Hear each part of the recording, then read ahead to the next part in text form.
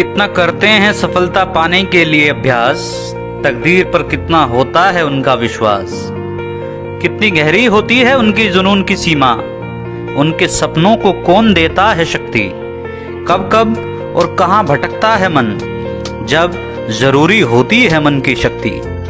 हमारे साथ उनाम से खास बनने वाले सफल व्यक्तियों की कहानी, उन्हीं की जुबानी। देखिए हमारी खास पेशकश में मन की शक्ति में।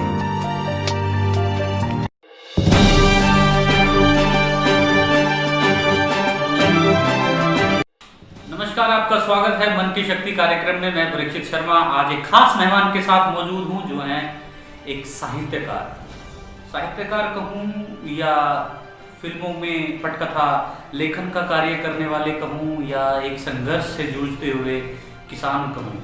समझ नहीं आता कि इस व्यक्ति को क्या नाम दूं, जो एक छोटे से परिवार से निकलकर और देश के उस शिखर तक, देश की उस प्रगति के शिखर तक जा पहुंचा है जहां पर जाने का एक आम व्यक्ति का सपना होता है। जी हाँ, हमारे साथ आज लाइन पर मौजूद हैं तेजपाल धामा। वो तेजपाल धामा जो अपनी कहानी बहुत सारी फिल्मों को दे चुके हैं और जिनकी कहानियों पर फिल्म बन रही हैं। तेजपाल धामा जी, आपका हमारे कार्यक्रम में बहुत बहुत स्वागत है। जी नमस्कार जी, धन्यवाद आपका बहुत बहुत। जी और आपका भी बहुत बहुत धन्यवाद हमसे जुड़ने के लिए। तेजपाल जी आज आपसे वो सारे किस्से सुनेंगे शायद जो बहुत सारे लोगों को ना पता हो, क्योंकि बहुत सारे लोग केवल यही जानते हैं कि तेजपाल जी एक साहित्यकार हैं, तेजपाल जी पटकथा लेखन का कार्य करते हैं फिल्मों के लिए, तेजपाल जी बहुत बड़े स्टार हैं, तेजपाल जी को बहुत ज़्यादा राष्ट्रीय पुरस्कार मिल चुके हैं। तेजपाल जी के विषय में वो नहीं जानते जो एक संघर्ष की गाथा है, जो एक संघर्ष की कहानी है। तो मैं आपसे वही पूछना चाहूँगा कि आपके जीवन की क्या वो लम्हे थे जो संघर्ष से भरे हुए। जी जब मैं कक्षा 6 में था, कक्षा 6 में पढ़ता था, तो उस समय मेरे पिताजी के दोनों हाथ और पैर खराब हो गए थे जी। और वो बिस्तर पे लेट गए। तो उस समय कक्षा 6 में पढ़ते हुए आर्थिक संकट आया पूरे परिवार के सामने। हम 5 भाई और 2 बहनें थी जी। और हमारी माताजी बिल्कुल अनपढ़ थी और कुछ काम नहीं कर सकती थी, नौकरी वगैरह हो। पिताजी खाट पर आ गए। तो कक्षा 6 में पढ़ते हुए सबसे पहले कि मैं खुद कमा के कैसे पढूं, हमारे गांव में एक फैक्ट्री थी राजकुमार जैन की जी। मैं उसमें नौकरी के लिए गया तो उन्होंने एक काम दिया मुझे कि भाई इतने छोटे बच्चे हो, तुम क्या करोगे, हमारी टेबल साफ कर देना, फैक्ट्री में झाड़ू दे देना, इसका हम तुम्हें 100 रुपया महीना देंगे। तो मैं अक्सर रात को भी वो बोलते थे कि शाम को सो जाया करो, आके फिर सुबह पूरी सफाई करके चले जाया करो। तो 100 रुपये वहां से मिलते थे। उस 100 रुपये में घर का भी खर्चा थोड़ा चलता था और पढ़ाई भी होती थी। तो वहां से मैंने पढ़ाई शुरू की। फिर एक दूसरी कंपनी थी, आप भी जानते होंगे, वीवटेक्स ओवरसीज। जब मैं इंटर किया और बीएससी में आया तो फिर थोड़ा और पैसे की जरूरत हुई मुझे। तो फिर मैं श्री योगेंद्र जैन जी के पास गया कि बाबूजी इस तरह पिताजी तो खाट पे है और मैं आगे पढ़ना चाहता हूँ, बीएससी एमएससी पीएचडी करना चाहता हूँ। तो उन्होंने मुझे सुपरवाइजर की सर्विस नौकरी दी और मेरे लिए स्पेशल किया कि आप नाइट ड्यूटी कर सकते हैं और दिन में आप अपने कॉलेज या स्कूल भी जा सकते हैं। तो मैंने तकरीबन 5 साल वहाँ पे नौकरी की। बीएससी एजी उस समय 3 साल की होती थी, आजकल 4 साल की है। तो बीएससी और एमएससी मैंने बड़ौद से की। मैं रात भर उनके यहाँ ड्यूटी करता था खेकड़ा में और फिर अगले दिन सुबह घर जाता था। फिर प्रयास होके फिर बड़ौद, खेकड़ा से बड़ौद की दूरी 23 किलोमीटर है। फिर वहाँ पे पढ़ाई में कॉलेज में जाता था। उसके बाद और भी कई गतिविधियाँ मेरी थी, जैसे कि मैं एनसीसी ली हुई थी, तो मैं कोई भी परेड भी मिस नहीं करता था। जो कॉलेज खत्म होने के बाद होती थी परेड, वो भी करता था। उसके बाद मैं थोड़ा सामाजिक संगठनों से जुड़ा हुआ था, आर्य समाज से, आरएसएस से, तो उनके कार्यक्रमों में भी भाग लेता था। यानी कि 24 घंटे एक घड़ी तय थी कि मुझे कब क्या करना है। उसमें नौकरी भी थी, पढ़ाई भी थी, सामाजिक कार्य भी थे। तो ऐसे ही जिंदगी चलती रही। जी। MSc जब मैंने की तो सबसे पहले मुझे योगेंद्र जैन जी ने नौकरी का ऑफर किया जी। कि अब आप परमानेंट यहीं पे शिफ्ट हो जाइए हमारे यहाँ पे। उस समय प्रबंध निदेशक एक थे जो पूरा एक खाता देखते थे बीच टैक्स का, श्री योगेश शर्मा जी, जो SI हो गए थे, जो तो उनके स्थान पे मुझे नियुक्त किया था। लेकिन किसी दौरान मैं वहां से छोड़ के हैदराबाद चला गया था। तो हैदराबाद भी बड़ा दिलचस्प किस्सा है कि मैं घूमने गया था ऐसे कि, तो हमने 2 मित्र थे, तो हमने कहा कि थोड़ा हिंदी का प्रचार किया जाए, साउथ इंडिया में हिंदी नहीं है। तो हमने कहा कि फिर दोस्त ने कहा कैसे प्रचार करेंगे यहाँ पे, हमने कहा नौकरी करेंगे यहाँ पे। तो उसने कहा कि नौकरी कौन देगा, हमने कहा कि यार पूछते हैं यहाँ पे सबसे अच्छी हिंदी का स्कोप क्या है। तो हमने किसी से पूछा, उन्होंने कहा कि यहाँ पे एक सांसद है जो कांग्रेस के सांसद थे, कि उनका तेलुगु पेपर है, वो हिंदी में पेपर लाना चाहते हैं राष्ट्रीय स्तर का। अच्छा। तो हम लोग उनके पास चले गए। तो पहले तो मिलने नहीं दिया किसी ने, फिर मैं बैठ गया तो मैं कहा कि एमडी साहब से मिलना है, उन्होंने कहा कि नहीं मिल सकते आप। तो मैं उस कंपनी के गेट के सामने रात के 2 बजे तक बैठा रहा। 2 बजे वो निकल के आए तो मैंने उनकी गाड़ी रोकी, मैं कहा कि साहब वो मुझे नौकरी चाहिए। बोले कहाँ से आए, मैं बोला दिल्ली से आया। बोले कितना पढ़े, मैं बोला MSc किया हुआ। तो बोले कि आइए, फिर वो वापस मुझे अपने ऑफिस लेके गए। तो फिर उसने कहा कि आप काम क्या करोगे, मैं कहा कि आपका तेलुगु पेपर, आप हिंदी पेपर निकाल लीजिए। तो उन्होंने बोले कि आप तनख्वाह कितनी लेंगे, मैं कहा रोटी कपड़ा मकान चाहिए। फिर कहा कि हिंदी पेपर पढ़ेगा कौन, मैं कहा प्रचार करेंगे साउथ में, हिंदी का प्रचार होना चाहिए। तो फिर उन्होंने एक स्वतंत्र वार्ता नाम से अखबार निकाला था, जो हैदराबाद, निजामाबाद और विशाखापट्टनम 3 जगह से छपता था, जिसमें मैंने कई वर्षों तक काफी संघर्ष किया और स्थापित करने में बहुत योगदान दिया अखबार का। तो उसमें मैं काम किया, तो वहाँ से लिखता रहा, लेखन का शौक चढ़ता रहा, अखबारों में कविताएं कहानियां लिखता था। तो काफी सराही जाती थी और बहुत सारे पत्र भी आते थे। तो यही संघर्ष है, घर का, नौकरी का। और अच्छा, चलिए ठीक है। आपने जो बताया हैदराबाद की कहानी बड़ी मार्मिक है, सुनकर बड़ा दुख भी हुआ, अच्छा भी लगा और प्रेरणा भी आई। लेकिन कहीं एक ऐसा मौका आता है, एक ऐसा मोड़ आता है जिंदगी में जहां पर आपकी एक जिंदगी जो कांस्टेंट चल रही है तो वो ऊपर उठती है। जैसे आपने पहले जो भी संघर्ष किए, ठीक है, करते रहे, आपकी शिक्षा के दौरान, आपके काम के दौरान, आपकी पढ़ाई के दौरान, फिर शादी हुई, उसके दौरान आप हैदराबाद पहुंचे, जैसे भी आपकी स्थिति बनी। लेकिन जो आपका शिखर तक जाने का सफर हुआ, शिखर तक सफलता पाने का सफर हुआ, आपको राष्ट्रीय पुरस्कार किस कारण मिले, आप उसके विषय में थोड़ा बताइए कि ऐसा क्या आपने कार्य किया। देखिए, मैं कक्षा 7 में पढ़ता था उस समय, कक्षा 7 या 8 में। उस समय हमारे यहाँ के क्षेत्र के नेता थे चौधरी चरण सिंह जी। तो मैंने चौधरी चरण सिंह जी का देहांत हुआ था उस समय, और मैं बहुत व्यथित हुआ, क्योंकि हमारे दादाजी भी और परिवार में सब लोग उसको मानते थे बहुत ज्यादा कि किसान नेता है, किसानों के लिए ये किया वो किया।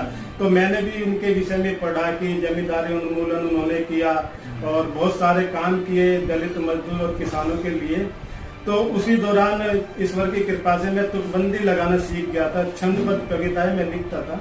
तो मैंने उन पे धरापुत्र नाम का एक खंड काव्य लिखा था उस समय, कक्षा 7 या 8 में। फिर हमारे यहाँ पे एक नेता थे, उनको मैं लेके उनके पास लेके गया। उन्होंने पहले तो विश्वास ही नहीं हुआ कि मैंने लिखी है कविताएं। फिर मैंने उनको बना के भी दिखाई नहीं कविताएं। तो फिर वो मुझे चौधरी अजीत सिंह के पास लेके गए। तो अजीत सिंह ने भी फिर कविताएं मेरी सुनी और उन्होंने फिर किसान ट्रस्ट के माध्यम से उस किताब को छापा पहली बार। जो कक्षा 8 में पढ़ते हुए मेरी पहली किताब आई। उस समय जो भी किसान घाट पे एक बहुत अच्छा कार्यक्रम हुआ, वहाँ पे राष्ट्रपति और कांग्रेस के भी सांसद वगैरह और आए काफी लोग।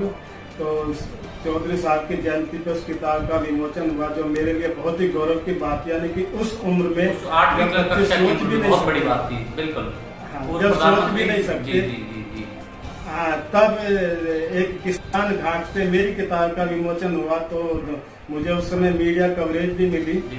और फिर एक दूसरी घटना थी जब मैंने इतिहास पर हैदराबाद में रहते किताब लिखी, हमारी विरासत, जो आज भी बेस्ट सेलर है और जिसको IAS PCS करने वाले पढ़ते हैं, जो इतिहास पर एक प्रामाणिक पुस्तक है, सृष्टि के आदिकाल से लेकर आज तक पूरा इतिहास है उसमें क्रमबद्ध। उसको मैंने लिखा। उसको लिखने के लिए भी मेरा एक इतिहास है अपना। मैं एक्चुअल IAS बनना चाहता था। जब मैं PSC में था तो उस समय हमारे यहाँ पे दिल्ली पुलिस की भर्ती हुई थी जाट कॉलेज में, तो मैं भी दिल्ली पुलिस में भर्ती हो गया था उस समय। तो हमारे एक प्रोफेसर थे चौधरी बलजीत सिंह आर्य, उन्होंने मुझे कहा कि तुम तो इतने होनहार हो, तुम पुलिस में जाकर क्या करोगे, वहाँ डंडे फटकारोगे, रिश्वत लोगे, ये लोगे, तुम्हारे मतलब का पुलिस नहीं है, तुम प्रशासनिक अधिकारी बनो, बड़े आदमी बनो, तो तुम पुलिस में मत जाओ। उनके कहने से मैंने पुलिस ज्वाइन नहीं की और फिर IAS की तैयारी की। तो IAS में मैंने इतिहास सब्जेक्ट लिया। मैंने प्री एग्जाम जो था वो पास किया था और मेन में भी पहुंचा था। मेन में मेरे 2 सब्जेक्ट थे, एक कृषि विज्ञान और दूसरा था इतिहास, भारतीय इतिहास। तो जब इतिहास का मैंने बहुत गहराई से अध्ययन किया, क्योंकि मेरे पास किताबें नहीं थी, पहली तो बात ये थी कि पिताजी हाथ पैरों से फाइल थे, तो किताबें भी मैं लाइब्रेरी से पढ़ता था, पाठ्यक्रमों की भी। तो बहुत सारे पुस्तकालय में दिल्ली में और भी कई बड़े शहरों में मैं घूमा, किताबें तलाश करता हूँ इतिहास की। जब मैंने भारतीय इतिहास पढ़ा खोज के, तो मुझे लगा कि जो भी IAS का पाठ्यक्रम है वो सारा रॉन्ग है, गलत है। मैंने एक पाठ्यक्रम अपना लिखा, इतिहास शोध करके मैंने अपना एक इतिहास लिखा नया, जिसको मैंने हमारी विरासत नाम दिया। तो उसमें मेरे साथ नुकसान ये हुआ कि मेरा जो सपना था IAS का इतिहास से बनने का, मैं उसमें पिछड़ता चला गया और मैं इतिहास पे शोध करता चला गया। और शोध मैंने आत्म संतुष्टि के लिए किया और मैं वो भूल गया कि जो इतिहास लोगों ने लिखा, वामपंथियों ने लिखा या किसी ने भी लिखा, मुझे वही रिपीट करना था, उसी का रट्टा मारना था, उसी पर जवाब देने थे। लेकिन नहीं, मैं उसकी उधेड़ बुन में लग गया, उसका पोस्टमार्टम करने में लग गया, तर्क वितर्क करने में लग गया, नई खोज में लग गया इतिहास के। तो मैंने एक नई किताब लिखी, इसलिए मैं IAS तो नहीं बन सका, लेकिन साहित्यकार बन गए पूरे देश में। और मैं एक बात जानना चाहूँगा, आप अभी एक अखबारों के माध्यम से सूचना मिली और मीडिया के माध्यम से मिली कि आपने कुछ कहानी लिखी है जो अभी फिल्मों में आ रही है, तो वहाँ तक का सफ़र, वहाँ पहुँचने तक का सफ़र कैसा रहा, कैसे आप पहुँचे वहाँ? जी, सबसे पहले तो 2010 में फिल्म इंडस्ट्री में मैं गया था। उसमें राजपाल यादव, मिथुन चक्रवर्ती जी की फिल्म थी, अतुल गर्ग जी उसको बना रहे थे, तो उसके लिए पटकथा मैंने लिखी थी। दरअसल आम्रपाली पे वो रीमेक बनाना चाहते थे, जो पहले भी एक आम्रपाली बनी है, मैंने भी दोबारा पटकथा उन्होंने मुझसे लिखाई थी, तो जिसमें वो संजय दत्त से रोल कराना चाहते थे। और संजय दत्त के पिताजी ने पुरानी आम्रपाली में किया था, लेकिन उसी दौरान संजय दत्त जेल में चले गए थे, तो मेरी कहानी वो अधूरी रह गई थी। उसके बाद फिर कुछ दिन बाद एक एक्ट्रेस होती थी पाकिस्तान की, बीना मलिक, तो बीना मलिक भारत आई, तो बीना मलिक के लिए कहानियां लिखने के लिए मुझे कई डायरेक्टरों ने संपर्क किया मुझसे, तो मैं बॉम्बे चला गया। तो बीना मलिक के लिए मैं कई कहानियां लिखी, और हालांकि वो अलग बात है कि बीना मलिक सफल नहीं हो पाई भारत में। बाद में तो भारत के विरोध में भी उसने बहुत कुछ कहा, और 1-2 फिल्म उसकी ऐसे ही आई और चली गई। तो उसके बाद भी कई प्रोजेक्ट पे मैं काम किया और करता रहा, लेकिन 1-2 जगह ऐसा भी हुआ कि मैं काम किया, फिल्म भी सुपरहिट हो गई, लेकिन वहाँ पर नाम ही नहीं गया। और अभी जो संजय लीला भंसाली जी की पद्मावत बनी थी, वो मेरा उपन्यास है अग्नि की लपटें। अच्छा। तो उन्होंने फिल्म रिलीज होने से 2 साल पहले ही मुझसे कांटेक्ट किया था और एक एग्रीमेंट मेरे साथ हुआ था कि फिल्म आपके उपन्यास पर बनाएंगे। लेकिन फिल्म में इतना विवाद हुआ, बहुत कुछ हुआ, तो उसमें लेखक और असली लेखक भी वो सब एक तरफ हो गए। केवल लोगों ने भंसाली जी को निशाना बनाया, और हालांकि फिर भी जो पटकथा उन्होंने लिखी, वो 80% पटकथा पूरी की पूरी मेरे उपन्यास का ही सार है। आपके उपन्यास का उसमें क्या नाम है? आपके उपन्यास का उसका? हाँ, अग्नि की अग्नि की लपटें। लपटें। ये जो गुरुदत्त जी के पौत्र हैं पद्मेश दत्त जी, उन्होंने छापा है। और गुरुदत्त जी भी बहुत बड़े साहित्यकार थे और भारतीय जनसंघ के फाउंडर भी रहे हैं, तो उस पर वो बनी है। और उन्होंने स्पेशल थैंक्स भी फिल्म के अंदर दिया है, मुझे क्रेडिट उन्होंने दिया है। उसके बाद अभी नेत्रम एंटरटेनमेंट है, उसके जो प्रोड्यूसर है वो श्री राम शर्मा जी हैं। उन्होंने मेरी अपनी खुद के जीवन पर फिल्म बनाने के लिए एक एग्रीमेंट मुझसे आपके किया जीवन है। पर? और एक जी हाँ, और एक बहुत अच्छी खासी धनराशि भी उन्होंने भुगतान की है उसके लिए, और भी आगे भी करेंगे। तो उसमें वो ऋतिक रोशन या फिर किसी अच्छे स्टार को लेके वो उसको बनाना चाहते हैं। तो अगर लॉकडाउन नहीं हुआ होता तो 14 अप्रैल को उसकी मुहूर्त होकर शूटिंग शुरू हो जाती है। अब तक चलिए कोई बात नहीं, वो तो बहुत एक अच्छी समय बनी है। निर्धारित होता है ईश्वर के द्वारा हर चीज का, तो कहीं ना कहीं एक निर्धारित समय पर ये कार्य होगा।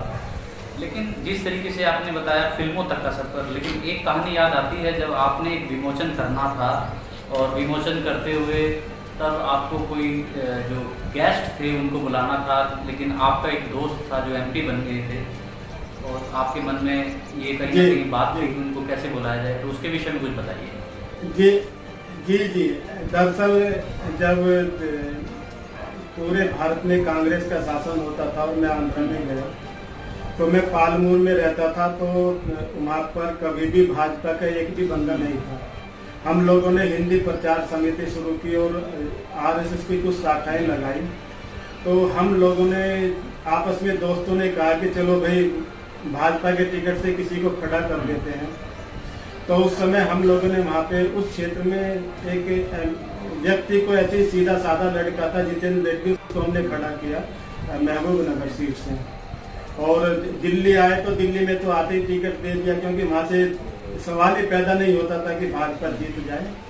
लेकिन जब अटल बिहारी वाजपेयी जी की सरकार बनी, तो ये हमने गांव-गांव में जाकर प्रचार किया और बहुत अच्छा प्रचार किया। एकदम जो भी मिलता था जिस भी चौराहे पे उसको प्रेरित करते थे। और ये लॉटरी निकल गई रेड्डी साहब की, जो एमपी बन गए भाजपा से, भारतीय जनता पार्टी से। तो अगर रात के 12 बजे ही मैं जाता था तो वो एकदम सावधान हो जाते थे कि अरे दामाजी आए हैं। फिर एक दूसरे दोस्त थे श्री बंडारू दत्तात्रेय जी, जो सिकंदराबाद सीट से एमपी बने थे, उनसे भी बहुत गहरी दोस्ती थी। तो ऐसे एमपी बनने के बाद फिर मैंने जब हमारी विरासत लिखी तो उसका मुझे विमोचन करना था, तो मैं उन्हीं के पास गया डरता हुआ कि अरे पता नहीं विमोचन करेंगे कि नहीं करेंगे, अब तो बहुत बड़े आदमी बन गए। तो उनको मैं 2 बार आजमाया, तो गया तो उन्होंने बोल दिया कि ठीक है आप समय बता दीजिए मैं आऊँगा। तो मैं समय बताया, फिर भी विश्वास नहीं हुआ। तो मैं एक एमएलए थे मेरे दूसरे दोस्त राठौड़ जी, उनके पास चला गया, उन्होंने भी समय दिया, फिर भी विश्वास नहीं हुआ। फिर गवर्नर साहब के पास गए, फिर भी विश्वास नहीं हुआ। फिर जो है हाई कोर्ट के जज के पास में पहुंचा निमंत्रित करने के लिए। तो ये मेरे लिए बहुत ही सौभाग्य की बात थी कि लास्ट में मैं अपने संपादक जी को कहा कि सर आप ही विमोचन कर दीजिए, पता नहीं बड़े लोग आएंगे कि नहीं आएंगे। तो जिस स्थल पे हमने कार्यक्रम रखा था, जब मैं देखा उस पर तो लाइन लग गई लाल बत्ती गाड़ियों की। तो मेरा सुपर हिट कार्यक्रम रहा। और फिर उसमें कवरेज बहुत ही तेलुगु, हिंदी, तमिल, अंग्रेजी, बहुत सारे अखबारों में तकरीबन 50 अखबारों में उसकी बहुत शानदार कवरेज हुई। और उसी समय गवर्नर साहब ने अलग से दिया था समय, लेकिन उन्होंने कहा था कि अपने दोस्तों को आप राजभवन में ले आना, यहीं पे मैं करूंगा। तो फिर मैं दोबारा राजभवन गया। फिर उन्होंने उस समय सुरजीत सिंह बरनाला जी थे गवर्नर, उन्होंने उसका विमोचन किया दोबारा। और एक बहुत लंबी डिस्कस की मुझे भारतीय इतिहास को लेके, हमारे प्राचीन इतिहास को लेके। तो उस समय तो फिर पत्रकारिता में इतना फेमस हुआ मैं साउथ में कि किसी को कोई भी काम होता था बोलते थे अरे धामा जी को पकड़ लो। तो कहीं ना कहीं मेहनत इसके पीछे रंग लाई, आपकी जो निरंतर प्रयास करने का जो जज्बा था, जो जुनून था, वो कहीं ना कहीं रंग लाया। हमारा जो कार्यक्रम है मन की शक्ति, इस मन की शक्ति कार्यक्रम के तहत हम जी। उन युवाओं को प्रेरणा कहीं ना कहीं देना चाहते हैं, तो आप उन युवाओं के लिए कोई संदेश देना चाहेंगे? देखिए, बिना सफलता मतलब सफलता पाने के लिए कुछ ना कुछ तो आपको करना पड़ेगा और निस्वार्थ करना पड़ेगा। आपके मन में अगर ये भावना है कि अरे मैं ये काम करूं तो मुझे पैसा मिलेगा, यश मिलेगा, ये मिलेगा, वो मिलेगा, नहीं, कुछ भी नहीं। आप कर्म करते जाइए, वो सब तो मिलेगा ही मिलेगा, फल तो मिलेगा ही मिलेगा। और ना भी मिले तो भी कोई बात नहीं, फिर भी कहिए कम से कम आपने संघर्ष तो किया। तो एक चींटी है, मिट्टी का बहुत बड़ा टुकड़ा लेके ऊंचाई पे चढ़ती जाती है, 10 बार गिरती है, ढेला भी मिट्टी का बहुत छोटा सा कण भी 10 बार गिरता है, लेकिन अंत में वो चढ़ जाती है। तो इस पर एक चाणक्य को लेके भी एक पौराणिक संदर्भ है इसका, कि वो हंसने का, कि वो राजा देख रहा था कि चींटी जो थी वो मिट्टी का एक कण लेके बार बार चढ़ रही थी, तो रानी हंस पड़ी उसको देख के। तो राजा ने कहा कि किस बात को लेके हंसी। तो एक ऐसा प्रसंग है कि केवल उस चींटी से प्रेरणा लेके ही एक आताताई शासक का अंत हुआ और चंद्रगुप्त मौर्य पूरे भारत का सम्राट बना। वो कहानी एक चींटी से शुरू हुई थी। तो आप संघर्ष करेंगे, आप आगे बढ़ेंगे, और खासकर युवा, आजकल का तो युवा वर्ग बहुत जागरूक है और बहुत आगे बढ़ना चाहता है। उनके सामने बहुत सारे संसाधन है। हम थे तो हमने बताया कि पिताजी के हाथ पैर खराब हो गए, पढ़ने के लिए नौकरी की, लेकिन आजकल तो बच्चों को उनके माता पिता या अभिभावक सब कुछ प्लेटफॉर्म तैयार करके देते हैं। यहाँ तक कि पढ़ाई लिखाई करते हैं, फिर अच्छी नौकरी लगवाते हैं, कई बार जैक भी लगवाते हैं, फिर अच्छी शादी भी करते हैं, अच्छा दहेज भी मांग लेते हैं बेटी की शादी में, फिर उसको घर भी बना के दे देते हैं। उसको करना क्या रहा फिर? नहीं, वो एक शॉर्टकट है। सही रास्ता वही है कि व्यक्ति अपने सहारे चले, तो मैं समझता हूँ कि वो दूसरों के लिए प्रेरणा कर सकता है, बन सकता है और देश को भी आगे बढ़ा सकता है। देश तभी आगे बढ़ेगा जब हम आगे बढ़ेंगे। यही संदेश है मेरा कि आगे बढ़ने के लिए सब देशी पे ध्यान दें और खुद करें, कुछ नया करें। बहुत बहुत धन्यवाद तेजपाल धामा जी, आपका हमारे साथ जुड़ने के लिए। आप देख रहे थे मन की शक्ति कार्यक्रम। मन की शक्ति कार्यक्रम में आज हमारे साथ तेजपाल धामा साहित्यकार और फिल्मों में पटकथा लेखन का कार्य जुड़ रहे थे, और उन्होंने अपनी वो संघर्ष की कहानी बताई जो कहीं ना कहीं आपके लिए प्रेरणा सिद्ध होगी, उन युवाओं के लिए प्रेरणा सिद्ध होगी जो कहीं ना कहीं उस प्रॉब्लम से कहीं ना कहीं गुजरते रहते हैं, जिसको वो कहीं ना कहीं बहुत बड़ी मानकर कई बार आत्महत्या का प्रयास करते हैं, कई बार अपनी ज़िंदगी को समाप्त कर लेने का प्रयास करते हैं। तो जिस प्रकार तेजपाल धामा जी ने बताया कि घर परिवार में बहुत ज़्यादा दिक्कत थी, पिताजी के हाथ पैर खराब हो गए थे, उसके बाद में उन्होंने किस तरीके से पैसा कमाया, सुबह नौकरी करते थे, रात को नौकरी करते थे, सुबह पढ़ाई करते थे। इस प्रकार उन्होंने मैनेज करके अपनी ज़िंदगी का आगे बढ़ाया और आज वो संजय लीला भंसाली तक की पिक्चर में पटकथा लेने का कार्य करते हैं। हमें आशा है कि आपको ये मन की शक्ति का कार्यक्रम पसंद आया होगा। आप देखते रहिए NYU न्यूज़।